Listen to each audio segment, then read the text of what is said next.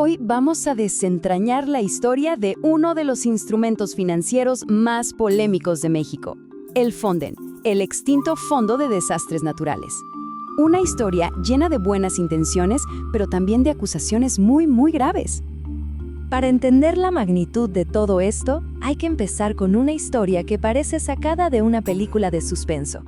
Nos vamos a octubre de 2003 y al intento de asesinato del contador Arturo Fernández López. Y es que miren, este ataque no fue un hecho aislado o un acto de violencia al azar. Ocurrió justo después de que Fernández, un funcionario público, denunciara lo que él describió como una red de corrupción masiva dentro de este fondo para desastres. Fernández no era ningún improvisado. Tenía 33 años de carrera en la administración pública. Y su denuncia no era menor. Apuntaba a las más altas esferas del gobierno del entonces presidente Vicente Fox. Uno pensaría que después de una denuncia de ese calibre y un atentado, rodarían cabezas, ¿no? Pues no, lo que pasó fue todo lo contrario. Arturo Fernández perdió su trabajo, los auditores que investigaban el caso fueron despedidos y nunca nadie fue a la cárcel por esto. Pero a ver, ¿qué era exactamente este fondo que, según las acusaciones, provocó un encubrimiento tan violento? Para entenderlo, tenemos que irnos a sus orígenes, a cómo se diseñó este sistema. El Fonden nació en 1996, y en papel, la idea sonaba muy bien, un instrumento financiero para ayudar a la gente y reconstruir la infraestructura después de un desastre natural. El problema es que, desde su concepción, ya traía fallas críticas en su diseño. Y aquí está el meollo del asunto, un verdadero laberinto burocrático. Imaginen la escena. Ocurre un desastre, la gente necesita ayuda urgente, pero para que el dinero llegue, hay que pasar por todos estos pasos. Un proceso tan lento y enredado que la ayuda podía tardar semanas en llegar. Y claro, este sistema tan complicado no tardó en ponerse a prueba. Su primer gran examen llegó muy pronto, con las terribles inundaciones de 1999. Las cifras oficiales, fíjense, hablaban de la mitad de las víctimas reales. La devastación fue mucho mayor de lo que se admitió en su momento. Por eso, a esta tragedia se le conoció como la inundación de las mitades. Y a pesar de que ya existía el fondo, los recursos que liberó no fueron suficientes. Apenas cubrió menos de la mitad de los daños estimados. O sea, en su primera gran prueba, el Fonden reprobó. Bueno, ahora avancemos unos años, a la siguiente administración.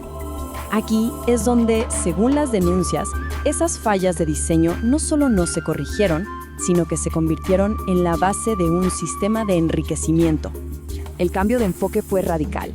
Las acusaciones señalan que se pasó de un modelo que, aunque deficiente, intentaba ayudar, a uno donde presuntamente solo el 10% llegaba a las víctimas y el 90% se desviaba.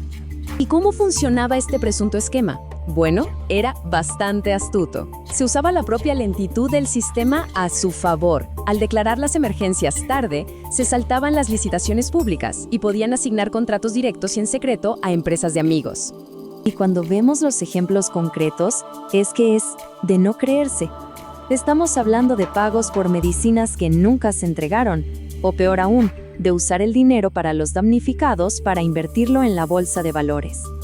Si durante la administración de Fox se escribió el manual de cómo presuntamente desviar los fondos, lo que vino después, según las investigaciones, fue llevar ese manual a una escala industrial. Esta línea de tiempo lo deja clarísimo. Primero se crea el fondo, luego, presuntamente, se sistematiza la corrupción y después, la cosa simplemente se descontrola. El uso del fondo y las cantidades de dinero se dispararon. Bajo la presidencia de Felipe Calderón, las declaratorias de desastres se volvieron pan de cada día, un promedio de más de 90 al año. Es decir, se normalizó por completo usar este mecanismo de gasto de emergencia.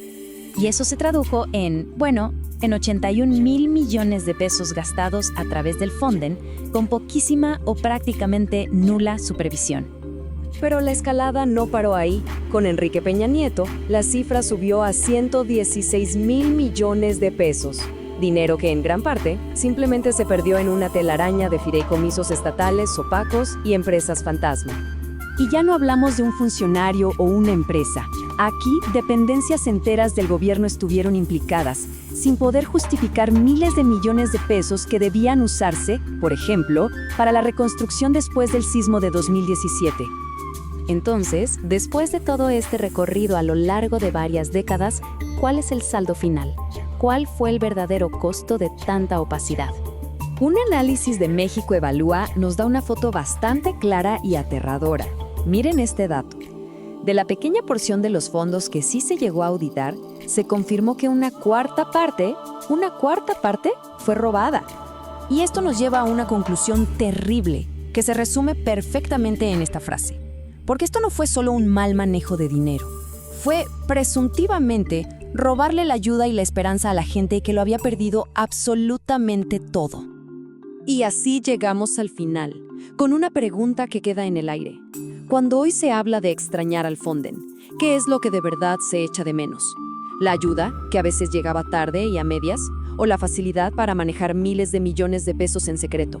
Una reflexión sobre la transparencia y sobre quién, al final, siempre paga los platos rotos de la corrupción.